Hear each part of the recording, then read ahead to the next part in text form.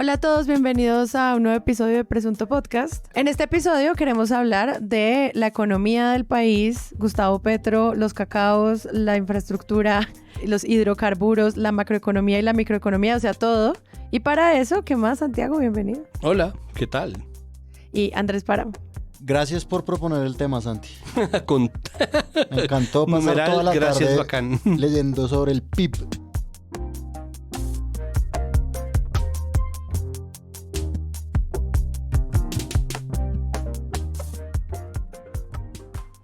Dice el país América Colombia: la economía colombiana se estanca y se salva por lo pronto de entrar en la recesión por muy poco.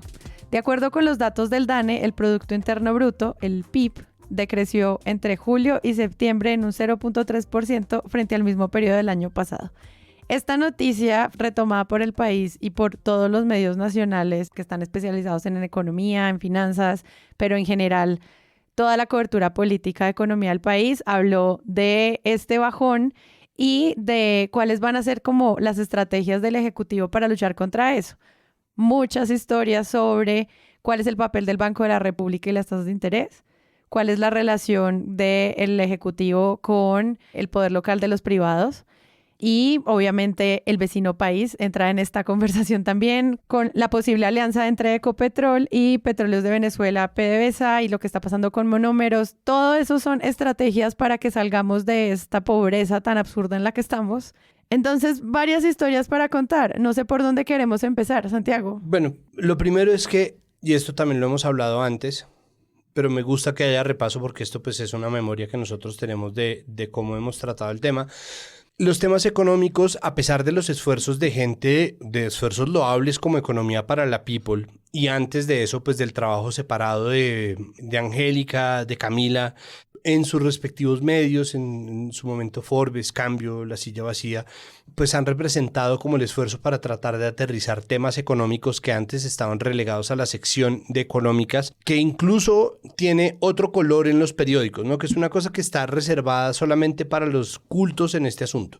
Entonces, ¿esto qué quiere decir? Que cuando nosotros nos hablan de economía y sobre todo en macroeconomía, es como si nosotros no tuviéramos ni idea y no estamos ni siquiera elegidos para saber qué es lo que está pasando.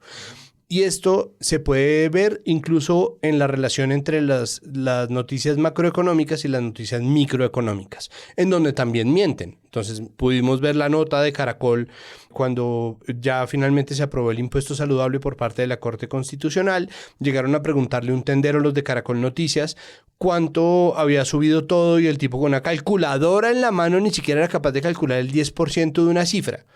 El 10% de una cifra, y el periodista tampoco podía, y terminaban dando unos precios absolutamente exorbitantes de cada cosa simplemente para pintar el cuadro de que el encarecimiento por parte del impuesto saludable, que por supuesto no le conviene a los dueños de los grandes medios corporativos de este país, estaba destinado a empobrecer a la gente y encarecer las cosas muy por encima del 20-25% en muchos casos. Entonces, esta falla de las matemáticas es absolutamente deliberada y nos muestra hasta qué punto se trata solamente temas de microeconomía cuando se le habla a la gente. Mire lo que pasa con su bolsillo versus no, es que lo está pasando con el Dow Jones y el índice de inversión y los sectores de la economía, ¿no? Entonces, en el momento en que llegan noticias específicas, es muy difícil hablarle a la gente sin apelar precisamente a esta falta de herramientas. Y eso también teniendo en cuenta una noticia falsa que se movió de maneras virales sobre el valor del predial y cómo ese porcentaje iba a afectar el bolsillo de todos los colombianos, y el pánico económico que generó esta noticia falsa que se regó por todas partes, y la angustia para frenar las mentiras que se estaban poniendo en los medios sin contrastar. Pero ahí estaba metida la Andy, ¿no? En esa mentira. Sí, ahí está metida la Andy, pero también, y esto lo saco yo de una entrevista que tuve la oportunidad de hacer al respecto, estaba también metido como responsable el Ministerio de Hacienda y las muy malas comunicaciones que ejercieron con respecto a esta medida que afecta sobre todo al predial rural y a la posesión de la tierra, pero claro, les dio pie a muchos medios que después ni siquiera borraron sus notas ni los titulares, de decir que el predial se le iba a subir a todo el mundo el 300%, lo cual pues es una absoluta locura. Sí, hay una alta irresponsabilidad de todos los actores, de quienes pasan la información y quienes no verifican, y quienes al verificar igual encuentran bloqueos para verificarlo. porque no hay quienes respondan rápidamente desde las instituciones. O sea, es como un juego en el que todos estamos perdiendo, desde las oficinas de comunicaciones y los medios que están tratando de informar sobre temas económicos que son tan difíciles. Pero es que además a eso súmenle que las agendas de reforma del gobierno son agendas que tienen una incidencia económica clara. Es decir, no solamente las EPS, sino también los fondos privados de pensiones y también el empleo. Entonces, es decir, la pelea constante que hace muy difícil dilucidar qué sí y qué no es verdad, o cómo sí y cómo no pueden verse afectadas las vidas de las personas en Colombia por las reformas, bien o mal, ¿no? Sin entrar a discutir si son buenas o malas reformas, está también mediada por la comunicación económica. Entonces, ¿qué pasó? Después de una evaluación del primer año de Petro, en donde se decía que la economía igual iba bien, que el dólar había estabilizado su precio por debajo de los 4.000 pesos, que se había logrado retomar la buena calificación para las centrales de riesgo, es decir, había signos positivos. El DANE presentó unas cifras del tercer trimestre del año, de julio a septiembre, que mostraban que el PIB se contrajo un 0,3%, contrario a la expectativa de crecimiento que habían dado del 0,5%. Mucha atención, el DANE acaba de informar que la economía cayó en el tercer trimestre de 2023 con un menos 0,3%. Luisa Fernández está en el DANE con los detalles de esta noticia. Luisa, muy buenas tardes. Una noticia que preocupa a esta hora, la caída de la economía colombiana en el tercer trimestre del año 2023 con un menos 0,3%. Esto cabe recordar que en el primer trimestre del año 2023 la economía colombiana creció un 3% y en el segundo trimestre, pese a que estaba muy cerca al cero, también se registró un crecimiento del 0,4%. Sin embargo, la economía en el tercer trimestre cayó. Nos acompaña a esta hora el subdirector... Es decir, es casi un punto porcentual hacia atrás con respecto a lo que han dicho, y eso es bastante, pero al mismo tiempo hay varias discusiones que venían en progreso acerca de esto. Lo primero es que a la hora de contar esto, y esto no lo digo yo, esto me lo explicó Juanita Villaveses, decana de Economía de la Universidad Nacional de Colombia, hay que ver cada uno de los sectores por separado, porque hay algunos sectores que están jalonando esta cifra para atrás, pero hay otros sectores que están en franco crecimiento. Entonces, hay unos sectores que efectivamente están decreciendo por falta de inversión y por falta de ejecución de ciertas platas estatales, como la construcción, por ejemplo. Hay mercados que hay que revisar qué es lo que está pasando, y me imagino que ahí ya llegaremos a la reunión con, comillas, los cacaos. Que hablan y lo de que significa la expresión los cacaos. Los cacaos, que son los sectores de inversión y el sector empresarial, el crecimiento.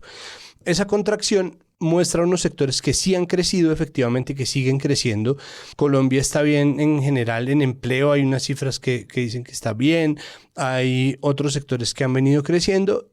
Por ejemplo, y esto como una nota ad latere, en Artbol la gente y los galeristas estaban muy felices, lo que quiere decir que plata hay, porque el arte es caro como un hijo de puta.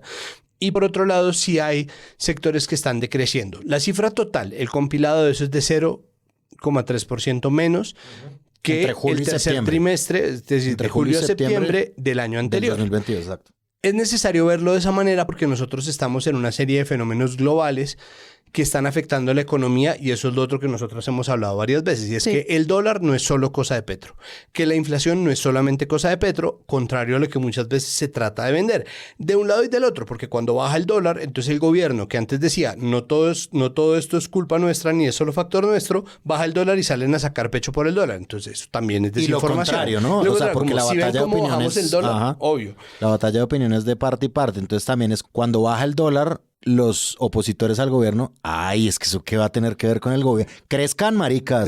No sean tan parroquiales, huevones. Y no solamente eso, sino que además baja el dólar y la misma gente que estaba, es que el dólar está subiendo a niveles alarmantes, ¿qué va a hacer de nosotros? Dice, ¿cómo es malo que baje el dólar? Entonces, ¿quién pierde cuando baja el dólar? Los exportadores. ¿Qué pasa con el sector exportación? ¿Por qué el gobierno Petro, bajando el dólar, está afectando al sector de las exportaciones? Entonces, no hay nada que funcione, no hay nada que sea enteramente bueno. Obviamente, en economía nunca hay nada que sea 100% algo que no sea el crecimiento de todo el mundo al mismo tiempo, y eso ni siquiera lo permite el modelo. Entonces, lo que ocurre con esta noticia es que ya había pasado en otro lado, que es Estados Unidos. Y lo que está haciendo la Reserva Federal de Estados Unidos que subir las tasas de interés, que es lo mismo que está haciendo el Banco de la República, que es independiente del gobierno, no está dando los resultados esperados porque siguen subiendo las tasas de interés, pero el empleo sigue sin bajar y la gente está dejando de invertir, no se puede comprar vivienda, lo cual está estancando el sector constructivo, y cada vez que Petro le pide al Banco de la República bajar las tasas de interés, todo el mundo le cae encima que porque el Banco de la República es independiente. Entonces, claro, Petro no los está obligando, tiene un asiento en la junta directiva del banco, pero tiene que pedir. ¿Qué propone el gobierno? Aeroespacial. El presidente hizo 3 llamados buscando impulsar la economía. El primero fue al Banco de la República. El presidente de la República le solicita a nombre de la nación, del interés general de la nación, que hoy está en la posibilidad, como con estos aviones, de despegar, que entonces permitan ese despegue bajando la tasa de interés. Al Congreso le pidió revisar la regla fiscal, el mecanismo que pone controles al gasto y a la deuda del gobierno y del cual el mandatario es crítico. No debe mantenerse en el país. En Colombia debe crecer la inversión pública. Esa es una discusión que tampoco la resuelve el gobierno, la resuelve el Congreso de la República, pero lo invito a darla. Desde Fedesarrollo se mostraron de acuerdo con la necesidad. El gobierno propone 3 cosas. La primera es que se bajen las berracas tasas de interés. Eso por ahora no va a pasar, primero porque no es potestad de presidencia, sino del Banco de la República, que está actuando independientemente siguiendo el modelo de la Fed, no de la Reserva Federal.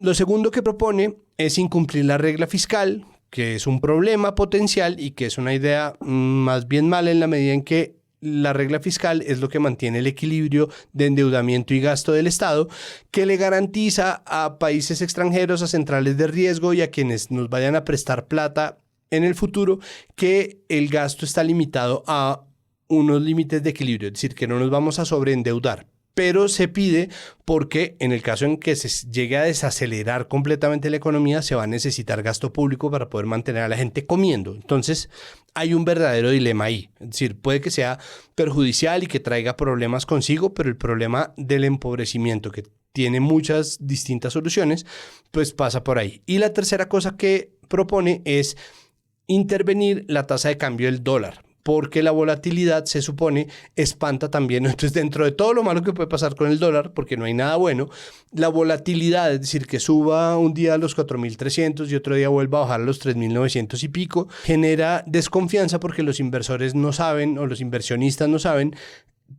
cuánto va a valer la plata que meten en Colombia. Entonces, lo que propone es volver a una cosa que pasaba antes de la crisis de finales de los 90, que era intervenir el precio del dólar para que se mantenga una tasa más bien equilibrada y mucho menos volátil, para garantizar que las inversiones que lleguen al país van a mantener eso.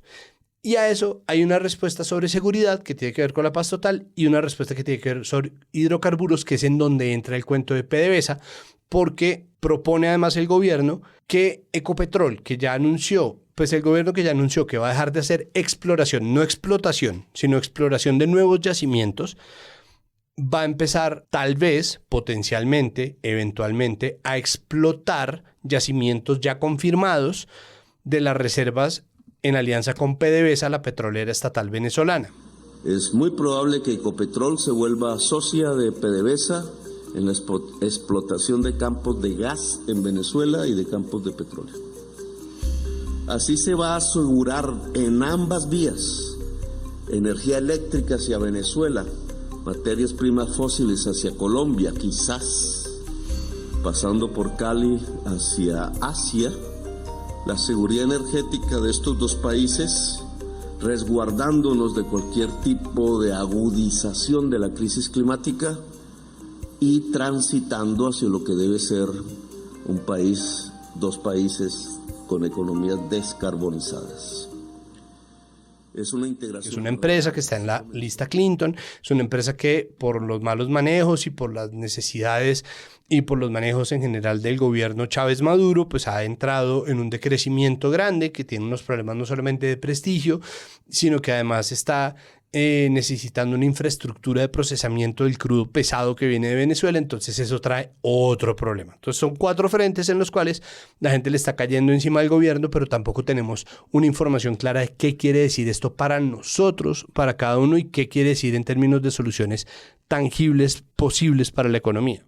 Entonces, yo quisiera que empezáramos por el último caso, que es el de los hidrocarburos. La historia que cuentan los medios tiene muchísimos frentes y pues también depende mucho de lo que estaba diciendo Santiago, de quién lo lee, a quién le conviene. Por un lado, quienes están en el cubrimiento o en los intereses políticos o sociales de la transición energética, quien le interesa eso, le parece que esta es una noticia acertada, porque entonces no vamos a explotar nuestros territorios, sino los de otros países. A quienes les interesa la conversación sobre pensar en una empresa nacional como una multinacional, pues también les interesa pensar eso cómo va a invertir. Pero al mismo tiempo, quienes quieren proteger inversión local, al ver que exista la posibilidad de invertir en otro país, ven eso como un problema. O sea, yo siento que depende mucho del lugar en el que uno se pare, si la noticia es buena o mala, porque cuando tú lo lees en periódicos locales parece una pésima noticia, pero cuando lo lees en periódicos internacionales parece una noticia normal de inversión internacional. ¿Y qué es la soberanía energética del país? O sea, hay un montón de temas que yo lo que vi en los medios nacionales e internacionales eran contradicciones sobre la posición editorial.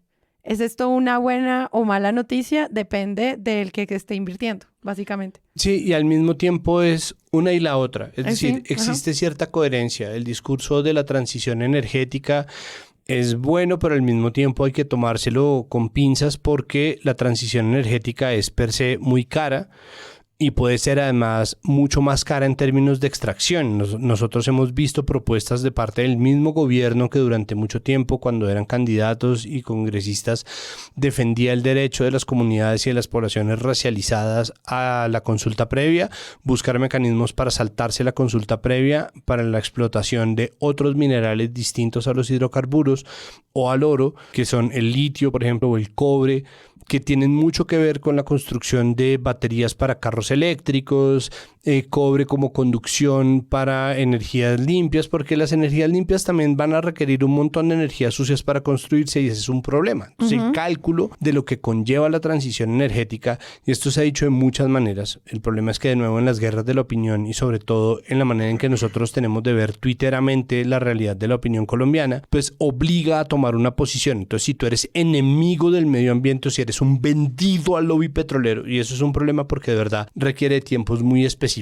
Y está en eso metido hasta los problemas de Irene Vélez Torres con los informes de la Agencia Nacional de Hidrocarburos que decían que las reservas eran mucho menores de lo que se había calculado. Se calcula entonces que las reservas de petróleo que tiene el país dan para 7 años. Eso da un plazo, si no se van a explorar nuevos yacimientos, de 7 años para empezar a decir entonces qué se va a hacer. Entonces, se busca explotar yacimientos que ya existen, lo que respeta los territorios de poblaciones o de potenciales reservas naturales, páramos que se perforarían buscando petróleo con o sin éxito, y se cambian por la explotación de yacimientos en otro territorio que ya están confirmados y abiertos para sacar el petróleo.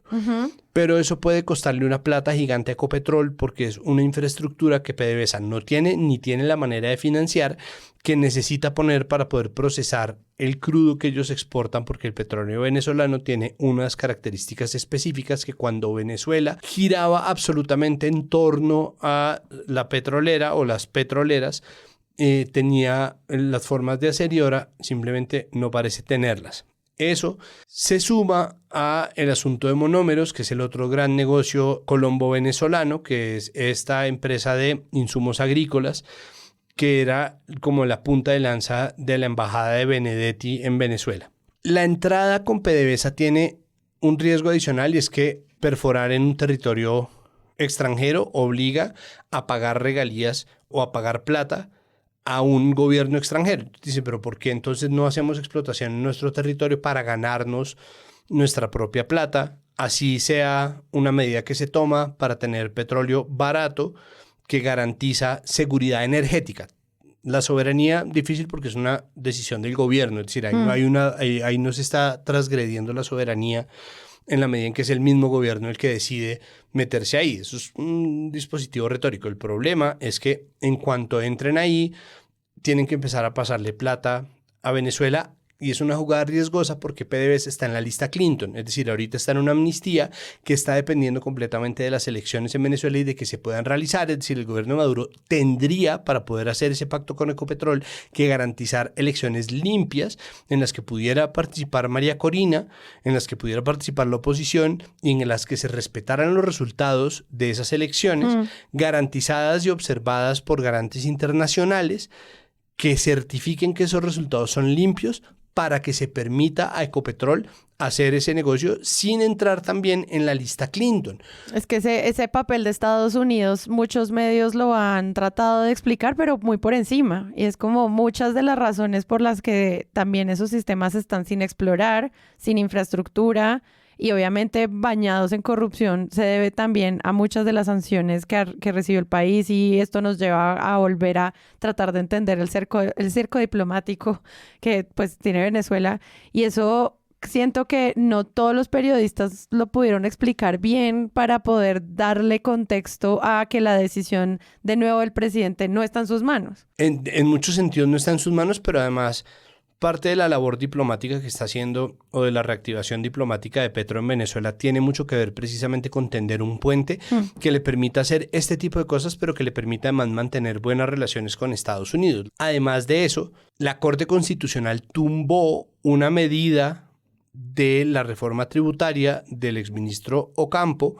que prohibía que las empresas extractoras o extractivistas de minerales e hidrocarburos dedujeran las regalías de su pago de impuestos, porque es una locura. Es decir, las regalías que se gana una empresa cuando extrae petróleo o minerales en Colombia tienen una naturaleza ajena a lo tributario que hace que, además de ganarse esa plata, puedan deducirlas de los impuestos que pagan. O sea, se ganan esa plata y la pueden sacar de sus impuestos. O sea, ganan doble por lo que están extrayendo, y además tienen los insumos que son pues el activo principal de sus empresas. Eso a mí me parece que es una locura, pero constitucionalmente está tipificado de esa manera. ¿Qué sentido tiene que las empresas extractivistas inviertan en Colombia si no tienen que pagar suficientes impuestos al territorio colombiano? Si ni siquiera está garantizado eso.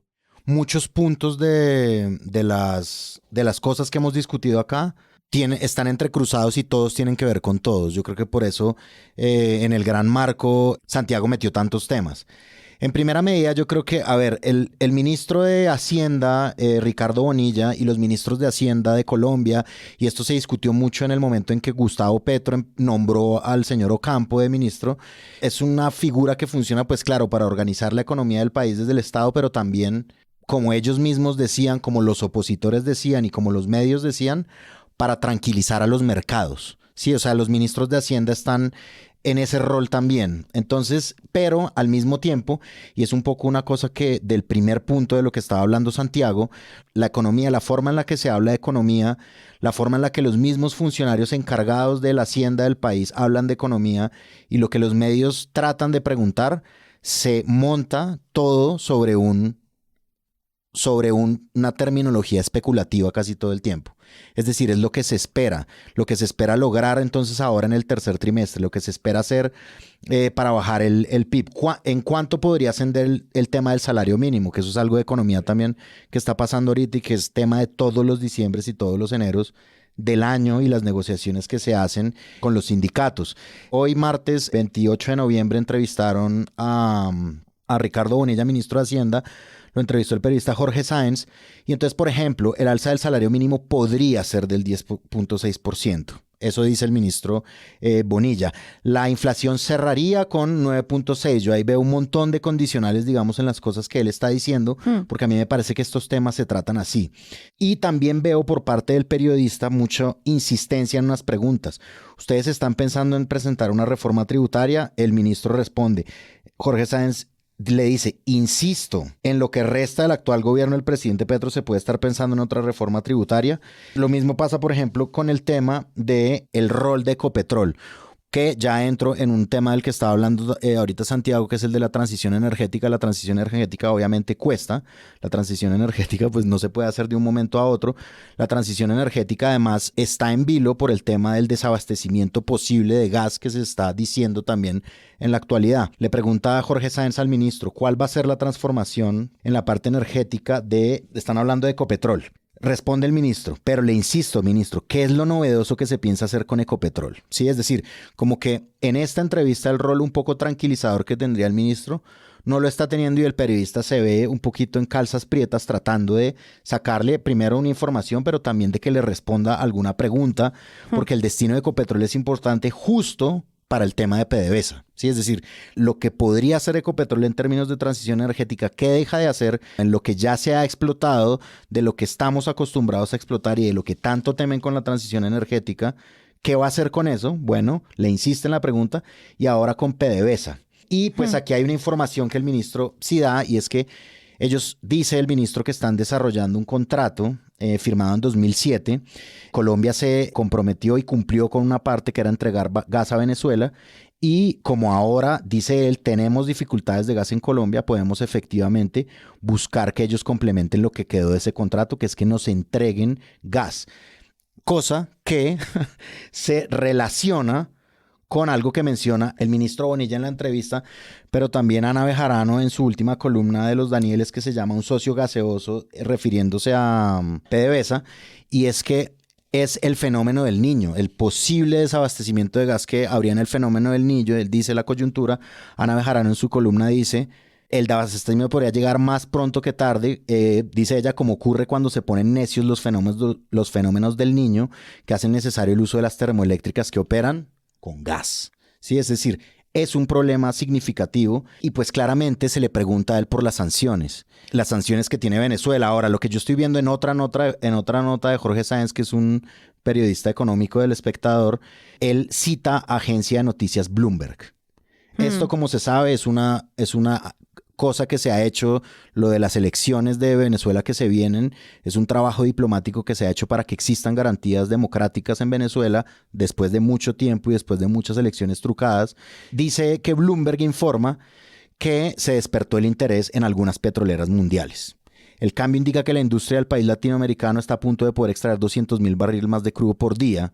Bloomberg dice que Chevron había sido la única empresa extranjera a la que se le había concedido beneficios. Eni, Repsol están en negociaciones para conseguir contratos. Es decir, aquí yo veo también que evidentemente pues hay un interés por explotar los recursos de Venezuela, que son los más grandes del mundo, de acuerdo con algunos cálculos, y al mismo tiempo, por parte, digamos, como de columnistas de opinión, no es tanto la extracción del gas lo que preocupa, sino el socio. Sí, esto es como una... Exacto. Creo que estás hablando de Ecopetrol y PDVSA, un pacto con el diablo, o Monómeros es el negocio socio. Exacto. Entonces, en esas dos columnas que yo leí de este tema de opinión, hay una cosa en la que coinciden ambos columnistas, y es nuevamente una cosa que nos entrega Petro de repente en un discurso, y entonces ellos no le creen. Ellos dicen, igual se puede echar para atrás, ¿por qué no? Sí, es decir, como que aparte, digamos que se establece esta relación de las cosas que se dicen desde Casa de Nariño que podrían, pues, no pasar. Por ejemplo, Ana Bejarano dice, seguramente ya desistió de este propósito, como ya es costumbre de Petro, quien hizo el anuncio sin consultar a la Junta de Ecopetrol. Y lo mismo pasa con Sergio Guzmán en El País. En eso ellos encuentran una coincidencia, y es que es posible que no lo vaya a hacer y que el verdadero negocio sea el que estaba hablando Santiago. De monómeros. De monómeros, exacto. Sí, pues es decir, esto no son sospechas infundadas, porque Petro ha continuado con una costumbre que empezó a instalar, a mí me parece que de forma muy harta, el gobierno Duque, y es tratar de instalar decisiones tentativas a través de la opinión pública, enunciándolas. Es decir, no quiere decir que sea verdad, no quiere decir que haya un plan, ¿no? Y también hay un problema en la comunicación de las decisiones del gobierno, que es desde decidir que es posible que lo echen para atrás de inmediato, a todo lo contrario, que es lo que, por ejemplo, hace semana con las reformas. Entonces, la reforma a la salud tiene tal o cual, no sé, cambio de medida o de modelo, y antes de que incluso entre en debates, semana está titulando esto es lo que va a cambiar con la reforma a la salud. Sí, como si fuera un hecho. Muerte. Exacto, como si fuera un hecho ya absolutamente probado, que esto es lo que se va a hacer y como si ya estuviera pasando. Y esa sensación de constante ahora, ¿no? Esa sensación de constante presente en el cual las reformas son al mismo tiempo lo que está pasando y no el sistema tal como funciona, hace que sea muy difícil ver cuál es de los dos modelos el que nos está jodiendo la vida. Porque finalmente lo que se genera es como una narrativa de crisis permanente. Y eso es un problema porque es que las decisiones del gobierno Petro no son necesariamente buenas. Es decir, me parece que lo de los hidrocarburos es precisamente la muestra de hasta qué punto hay un mal entendimiento de las necesidades del país versus las necesidades del mundo y las necesidades de la agenda internacional de Petro, que lo posiciona a través del discurso de lucha contra el cambio climático en un país como Colombia, que genera un mínimo de emisiones con respecto a otros países y que tendría otro papel. Pero al mismo tiempo, cuando la exministra Irene Vélez dijo que economías grandes del mundo que nada tenían que ver con Colombia tendrían que empezar a decrecer, más allá de si les gusta o no el decrecimiento, bueno, no me interesa discutirlo en este momento. Ella estaba hablando de economías grandes como, no sé, Canadá, Estados Unidos, el Reino Unido, Alemania, Francia, Suiza, los Países Bajos, bla, China, Rusia. La gente salió a escandalizarse y no ha parado de... Y gente con criterio que sabe y puede ver además porque sabe googlear y sabe buscar en YouTube lo que dijo la ministra, sale todavía a esgrimir el asunto de que Irene Vélez está proponiendo que Colombia decreciera. Entonces, cuando decrece el PIB, que es una mala, pésima noticia, aunque tenga matices y sectores de uno y otro lado, lo que ustedes quieran, pero es una mala noticia, son cifras que contrarían al gobierno también en sus intenciones, sale de nuevo a jugar si ven, se está logrando el objetivo del decrecimiento que quería Petro a través de Irene. Entonces, esa locura es como las mentiras también se comen en calentado. Es decir, de verdad, nosotros cogimos las mentiras de hace meses y las sacamos de la nevera y las volvimos a meter dentro del caldo de desinformación que es natural en las noticias económicas. Y eso es un problema porque ahí es donde empieza a entrar, o sea, es ahí donde empieza a cobrar factura las mentiras del pasado, ¿no? O los malentendidos del pasado, las tergiversaciones del pasado,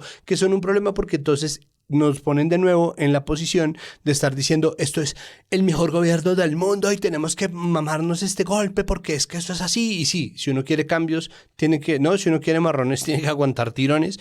O la crisis permanente de este es el peor país posible, esto que está pasando es lo peor que no, y se los dijimos, ¿no? Como, ¿no? Entonces esta cosa de Petro está perdiendo su oportunidad dorada, como nunca más va a haber un presidente de izquierda por culpa de Petro. Es como, marica, calmémonos. Sí, quería retomar un poco el trabajo de Jorge Sanz del Espectador, porque eso que tú mencionabas ahorita, que él tiene que ser incisivo con el ministro de Hacienda para que le dé respuestas, es porque también el Ministerio de Minas no es claro para la forma en la que están, no sé, compartiendo la información. Y ahorita, no sé, el ministro Andrés Camacho, frente a la situación de Ecopetrol y PDVSA, pues respondes por Twitter con unos mensajes que, como tú mismo dijiste, son de campaña porque son futuristas. ¿Qué significa que esto sea un gana-gana? La información que te sale desde presidencia tiene el titular gana-gana y los medios que les interesa lo toman directamente como un gana-gana sin problematizarlo. Y es un problema porque cuando te explican el tal gana-gana son como 8 argumentos que son difíciles de hacerles fact-checking porque son muy soñadores. Es como, si tenemos una alianza de este tipo, vamos a poder tener alianzas como Petrobras, Shell y Oxy. ¿Qué? ¿Eso cómo me lo vas a garantizar? O si tenemos una alianza de este tipo, vamos a mejorar nuestra transición energética y tener una energía renovable y reindustrializada. Es como, ¿eso cómo me lo puedes garantizar? Si hacemos una alianza de este tipo con Venezuela, vamos a fortalecer el mercado y eso va a hacer que tengamos una infraestructura eléctrica en todas las fronteras.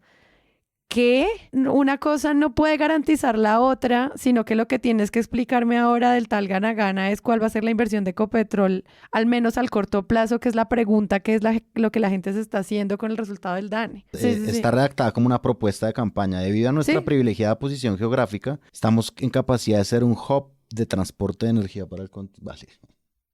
Vale, buena noticia. Es como, dale, chévere. El ministro da esa información y pues por eso resalto el trabajo de Jorge en El Espectador, porque es como, si por un ministerio no me están dando respuesta, pues voy al otro y le pregunto lo mismo 6 veces a ver si responden y no tienen la respuesta.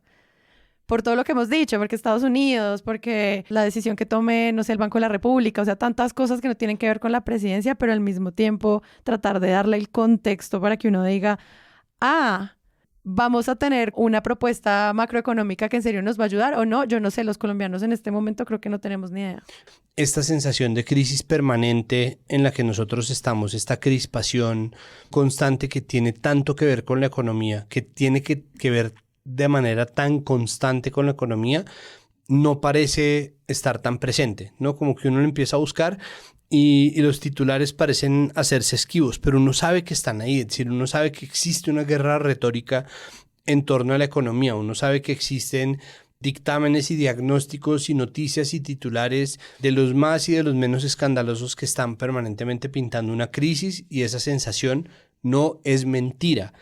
Volvemos a la incertidumbre como la reunión de los cacaos, ¿no? Sí, que es algo que me interesaría. Es como, bueno, dentro de todas estas propuestas y soluciones económicas y la subvaloración o el descrédito del gobierno Petro como interlocutor, sí o no, entonces se forja una reunión con los grandes grupos económicos del país, las grandes empresas del país.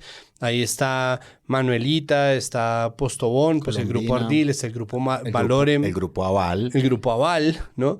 Y entonces ahí empieza otro nivel de especulación. Ahí sí sale una de las experticias del periodismo colombiano, que es la de interpretar los mensajes del poder a través de la imagen, porque todo el mundo está analizando la foto como si fueran las meninas, ¿no? Como, ¿no? En primer plano se ve a las cabezas. Entonces ahí está María Isabel Rueda haciendo sus análisis y después otras personas. Bueno, entonces empieza... Incluso análisis como la ropa. ¿Qué ropa llevaban? Como si estaban muy elegantes, si tenía poder o no poder. Pues ahí está obviamente la presencia de Laura Sarabia. Alguien me dijo off the record que Laura Sarabia estaba muy bien vestida. Es como la foto. Pues, exacto, la foto. Que ni la reina además... Leticia, eso es lo que dice María Isabel. Que ni la reina Leticia. Ay, y como yo siento que es como un Petro viendo de dónde agarra, ¿no? Tarea del Ejecutivo es encontrar estabilidad económica, y pues esta reunión con los cacaos, que además siempre me ha dado tanta risa, este eufemismo para hablar de estos multimillonarios de nuestro país. El periodismo ha sido útil para aclararlo, porque en el Canal 1 hicieron una nota del encuentro de quiénes son. Pero al final ellos explican de dónde viene el término cacao, que eso me pareció fantástico, la verdad. Sí. ¿De dónde viene? Como Lo aprecié. un último párrafo. ¿Y qué es cacao? Y pues esto, según ellos, viene desde la época de la colonia, porque los españoles más ricos bebían del cacao. Bien, chocolate. La misma María Isabel Rueda plantea algo que nunca creí decir, pero muy claramente el debate que tuvo la opinión pública frente a esta cumbre. Por un lado, esta fue una reunión inspirada en su vanidad y en venganza para humillar a los ricos. Una opción. O la otra interpretación es que Petro genuinamente quiso darle un giro a su gobierno y volverse un presidente dialogante.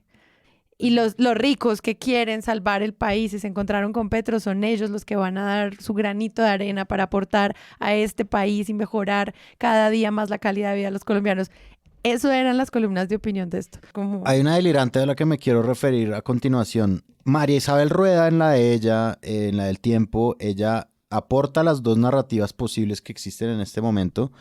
Luego hace un ejercicio que yo no veía hace mucho. Yo no veía desde la época de los confidenciales de Felipe López en la Antigua Semana, que es como contarnos un chisme, ¿no? Como les voy a contar qué fue lo que me dijeron off the record, como decías. Y ella concluye a lo María Isabel, que es por la imagen de Petro que Petro hace todo esto. Y que él sabe que no lo van a tumbar unos cacerolazos de unas señoras en Chapinero, sino que cuando los dueños del país creen que les llegó la hora. Pero ella dice, no, Colombia es un país institucional, eso no va a pasar, no sé qué. Pero la conclusión de ella es como un híbrido entre las dos. Petro se la toma para calmar las aguas que están agitadas en este momento. Sí, pues además sale a decir, por ejemplo, María Isabel Rueda, después de lo mal que trató, ¿no? Es prodigioso que Luis Carlos Sarmiento Angulo, después de lo mal que Petro trató a su grupo económico, es como un momentico. no puede haber tratado peor Petro al Grupo Aval de lo que lo trató el Departamento de Justicia de Estados Unidos. Como eso es un asunto que tiene más que ver con lo judicial y que tiene que ver además con concesiones y corrupción cometida por el Grupo Aval en territorio colombiano, por lo cual tienen que ser juzgados, pero que no les quita, además, dentro de los juicios o dentro de las multas que tengan que pagar, su estatus como el grupo económico más grande de Colombia. Entonces, pues ambas cosas pueden ser perfectamente verdad. Yo lo que encuentro que me parece problemático con eso es malos y sí, malos y no. Como entonces, si Petro, yo no entiendo cómo podía pretender humillar a los ricos, no sé, como vamos a jugar Scrabble, no sé. Monopolio. Sí, vamos a jugar Monopolio y los mandaba a todos a la cárcel y en tu cara sarmiento. Se pueden largar tu cara ya. Ardila, se puede ir ya les gané. O en Risk, o Pictionary, vamos a jugar Pictionary. No sé cómo los iba a humillar. Es decir, no es como que su presencia necesariamente sea humillante para los ricos. Es decir, eso es una especulación que es muy loca. Pero al mismo tiempo, pues sí, Petro tiene que dar imagen de estar queriendo dialogar. Me parece que como contraposición se puede citar, por ejemplo, la columna de Laura Bonilla en Confidencial Colombia, que es muy buena, diciendo que hay un problema de ejecución, que el problema de ejecución no es una cosa necesariamente natural de la izquierda, que en el caso de Petro tiene mucho que ver con que siendo un gobierno nuevo que está tratando de verificar la naturaleza o el mecanismo de las convocatorias, se está encontrando con muchas convocatorias, con muchas licitaciones que vienen amoldadas a socios que eran conmilitones y amigos de los gobiernos pasados, pero entonces que en eso ve que hay una ventaja posible en la reunión con los millonarios, que es la posibilidad de abrir espacios para la creación de empleo, para la inversión en sectores clave, para desestancar asuntos de la economía, y yo creo que todo eso es verdad. Incluso si lo hace Petro por su imagen, pues no veo por qué no habría de hacerlo, como... Sí, obvio. Pues, es decir, siempre y cuando esto otorgue soluciones, que creo que es, de nuevo, nuestro asunto, y es, mucho de esto sigue siendo especulación. O sea, muchos de los resultados que nos traigan a nosotros estas reuniones o estas cumbres o estos simposios o como se le quiera llamar, siguen siendo especulación. ¿Qué hay de cierto? Vale la pena resaltar algo que me decía Tatiana Duque hablando en Capital Político, y es, no puede salir a decir Petro después de esto que él no tiene nada del poder en Colombia. Él tiene una parte del poder que es importante porque a él es a quien le llegan los cacaos a hablar, a reunirse con él. Es decir, él tiene un poder político considerable, obviamente. Claro, es que... O sea, él no puede salir a negar que eso es justamente, verdad. Que fue lo que le dijo a María Jimena Duzán, justamente los que tienen el poder según él van hasta Cartagena a sentarse con él. Ahí hay un poder, pues. Claro, ahí hay un poder. Exacto, no viene a presunto, pues. O sea, sí. Oigámosle al doctor Sarmiento, bueno, esperemos para eso. Pero al mismo tiempo, pues obviamente sí hay una gran parte del poder que son los grupos económicos, y yo lo que me pregunto es cómo no se les ha ocurrido hacer esto desde un comienzo. Esta sensación de especulación, al menos en una reunión con gremios tan grandes y con personas con tantísimo poder, y como lo dice María Isabel Rueda, los que al final terminan decidiendo las cosas en este país, pues hay una búsqueda del periodismo para saber qué pasó en estos salones donde la élite conversa para repartirse el país.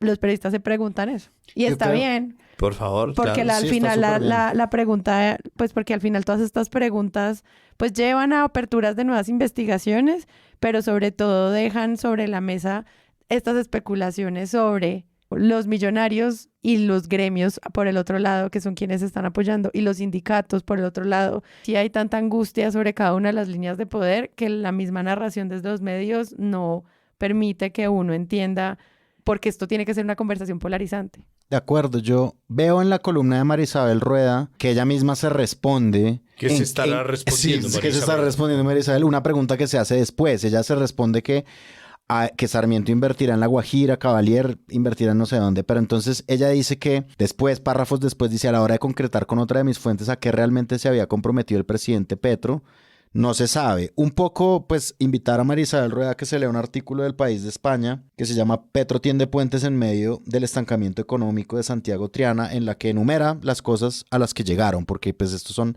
obviamente reuniones preliminares que esperan que se hagan más en temas de educación, inclusión de territorios, uso de la tierra y crédito.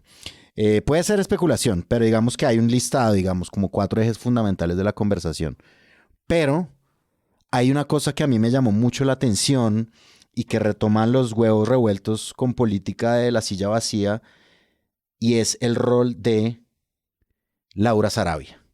Sí, otra vez. Esta es la foto que nosotros vimos.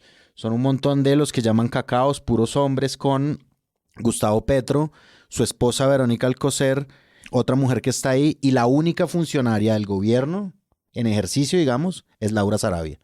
Y en los huevos revueltos con política se preguntan por el rol de ella. Logrando este acuerdo casi que de diplomacia interna. Exacto, sí, y además nuevamente estando en la casa de Nariño, al lado de Petro básicamente en la foto, recaban un poquito en lo que fue la reunión.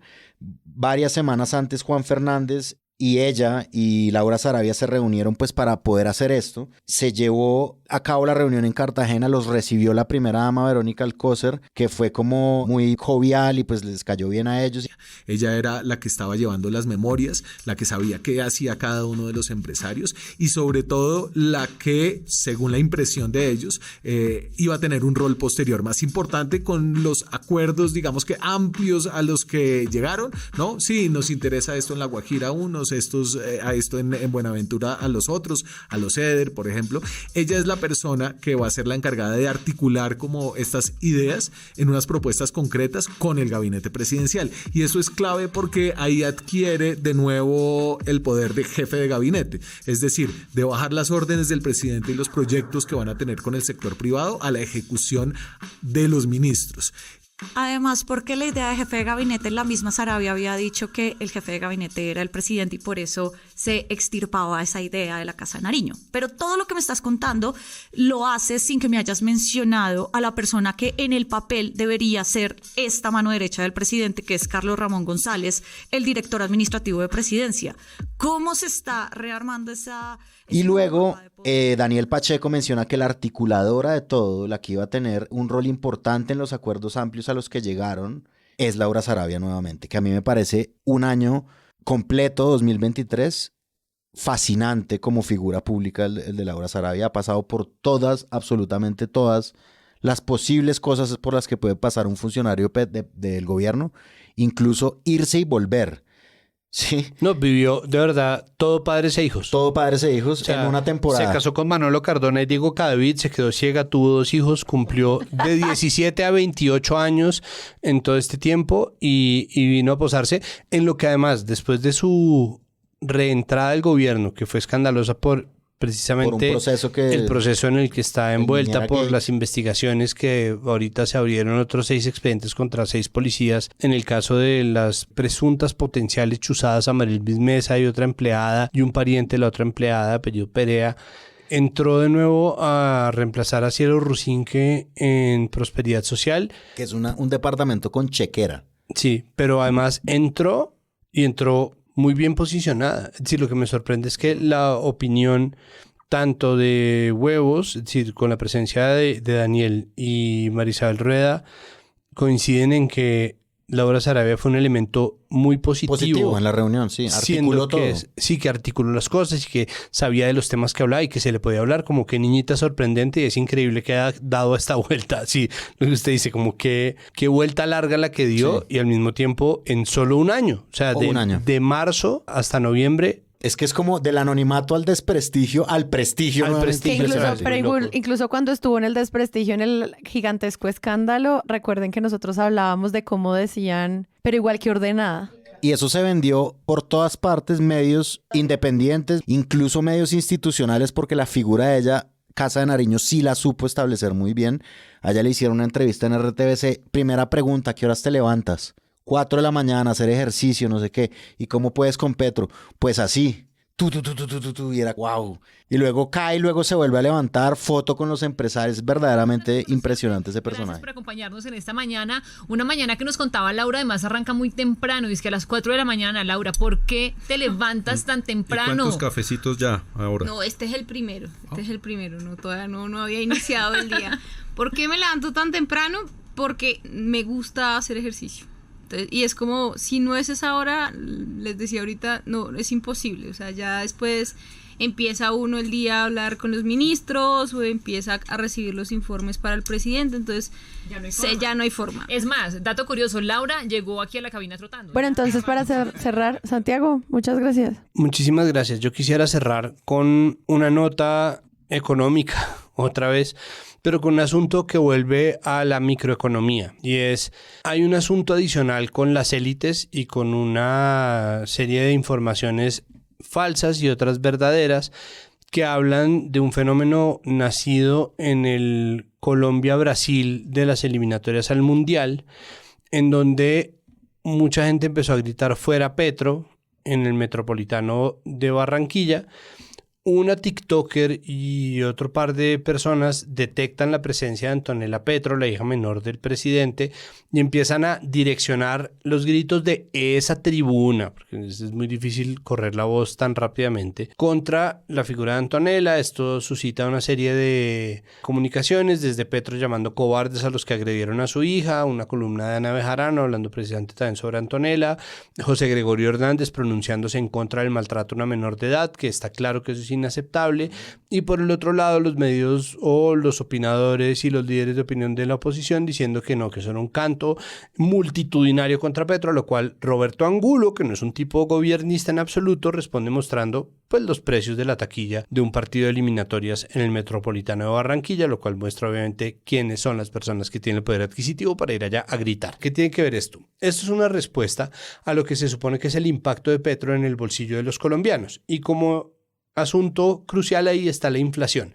La inflación es una de las noticias que une la macroeconomía con la microeconomía, porque es un fenómeno global gigante, macro, que tiene una incidencia directa en el costo de la vida y en el bolsillo de las personas. ¿Por qué yo traigo a colación esto? Porque es que la inflación finalmente es lo que parece que tumba al peronismo del gobierno y de las pretensiones de continuismo en Argentina en favor de una persona del nivel de Milei. Y empezaron muy rápidamente a aflorar todo tipo de comparaciones. Desde esto es una lección para el gobierno Petro, para que cuide la economía, porque entonces la gente por el bolsillo se le va a voltear y va a hacer esto y aquello, ¿no? Que supongo también suscita parte del asunto de, miren, yo estoy aquí, ¿no? Con la gente de La Plata, ¿no? Estamos aquí haciendo estos arreglos, pero por otro lado está la gente que compara a Milei con Petro diciendo que era un outsider, olvidando que la otra opción en el tarjetón era el orate de Rodolfo Hernández, pero al mismo tiempo tratando de coordinar o de cuadrar, ¿no? O el futuro de María Fernanda Cabal como representante de Milei en Colombia, o la analogía entre dos outsiders como Petro y Milei, que aparece en una columna del periódico La Patria. Existe una cantidad de especulaciones que realmente tienen como único punto o como única puntilla que los clava, ¿no? El asunto económico, y es el bolsillo de la gente, ¿no? Ahí sí, ¿no? Entonces, según María Isabel Rueda y según la gente y según Petro, los que toman las decisiones en el país son los cacaos. Pero al mismo tiempo se utiliza, como siempre, el caballito de batalla de la microeconomía, del bolsillo de la gente, del impuesto saludable, del impuesto de esto, de la subida de los peajes, de los subsidios a la gasolina que se están quitando, para utilizar el asunto microeconómico en las urnas, porque eso sí es sacar a votar a la gente berraca. Tengan razón o no, de nuevo, le esté cagando o no el gobierno, esté tomando decisiones buenas que son al mismo tiempo incómodas, esté tomando decisiones buenas que son difíciles, la microeconomía termina también cerrando el ciclo de lo que se supone que son las decisiones que cambian el curso del poder en el país, y ahí es donde vuelve a entrar la microeconomía, que tan a menudo se desprecia en favor de la retórica yuppie como de la macroeconomía, de las decisiones sobre las cuales ninguno de nosotros sabe nada, pero al mismo tiempo todos especulamos y todos opinamos al respecto. Muchas gracias, Páramo. Al señor Luis Guillermo Vélez Álvarez, que hizo la columna Petro, los cacaos y la industrialización de la URSS, muchas gracias por la historia de cómo Stalin salió con la Ford y los traicionó luego en su dictadura. Pero no tienen nada que ver con la reunión de Petro y los cacaos. No hagan eso en las columnas de opinión, please. Porque es lo mismo. La columna está lindísima, pero no, gracias.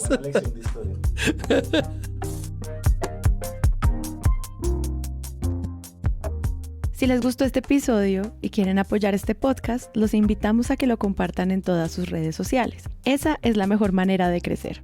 Presunto Podcast es producido por Sara Trejos con el análisis de Santiago Rivas, María Paula Martínez, Juan Álvarez y Andrés Páramo. La postproducción la hacemos Rodrigo Rodríguez del Oro Podcast y yo.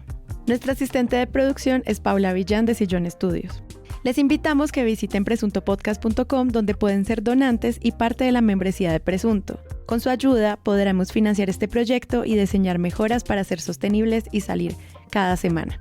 Al mismo tiempo, en la misma página pueden encontrar el ingreso a nuestra comunidad de Discord, que si no saben qué es, imaginen un superchat donde cada tema tiene su propio canal, desde una selección de memes y titulastres, pero también canales de crítica de medios sobre periodismo de género, internacional, ciencia, político, cultural y chequeos. También pueden escucharnos en nuestro canal de YouTube y en todas las plataformas de podcast. En algunas de esas plataformas nos pueden dejar calificaciones y comentarios. Eso siempre ayuda a que otras personas nos encuentren. Presunto Podcast es producido en Sillón Estudios, una red de podcast independiente donde pueden encontrar otros podcasts. Gracias a ustedes por escuchar. La próxima semana esperen un nuevo episodio.